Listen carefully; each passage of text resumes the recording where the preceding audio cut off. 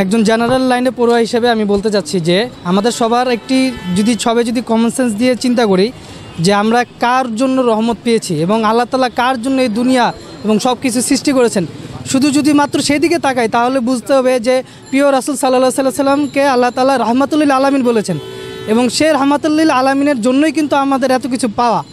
তো আজকের এই যে নবীজির আগমনের দিনটা, এই দিনটা যদি আমরা আজকে উদযাপন না করি তাহলে কোন ঈদ উদযাপন করব?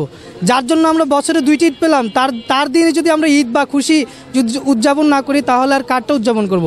তো এই পরিপ্রেক্ষিতে সবাইকে বলবো যে সবাই ঈদে মিলাদুন্নবীর সাথে থাকবেন এবং সাপোর্ট করবেন। আবার এই দিনে বেশি বেশি করে আল্লাহ তাআলার রাস্তায় সদকা করবেন। সবার জন্য এই দোয়া কামনা রইল। আসসালামু আলাইকুম ওয়া রাহমাতুল্লাহি ওয়া বারাকাতুহু।